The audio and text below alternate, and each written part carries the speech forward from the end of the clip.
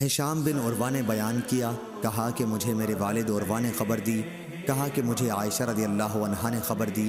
انہوں نے کہا کہ ذی الحج کا چاند نکلنے والا تھا کہ ہم رسول اللہ صلی اللہ علیہ وسلم کے ساتھ مدینے سے حج کے لیے چلے۔ حضرت صلی اللہ علیہ وسلم نے فرمایا کہ جو عمرے کا احرام باندھنا چاہے وہ عمرے کا باندھ لے، اور جو حج کا باندھنا چاہے وہ حج کا باندھ لے۔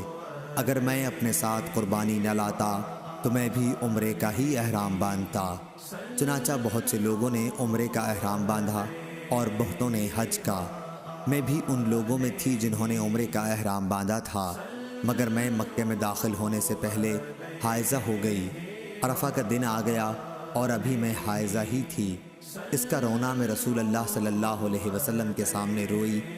آپ صلی اللہ علیہ وسلم نے فرمایا کہ عمرہ چھوڑ دے اور سر کھول لے اور کنگھا کر لے، پھر حج کا احرام باندھ لینا۔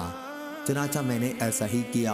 اس کے بعد جب محسب کی رات آئی تو حضرت صلی اللہ علیہ وسلم نے میرے ساتھ عبد الرحمن کو تنعیم بھیجا۔ وہ مجھے اپنی سواری پر پیچھے بٹھا کر لے گئے۔ وہاں سے عائشہ رضی اللہ عنہا نے اپنے چھوڑے ہوئے عمرے کے بجائے دوسرے عمرے کا احرام باندھا۔ اس طرح اللہ تعالیٰ نے ان کا بھی حج اور عمرہ دونوں ہی پورے کر دیے۔ نہ تو اس کے لیے انہیں قربانی لانی پڑی، نہ صدقہ دینا پڑا، اور نہ روزہ رکھنا پڑا۔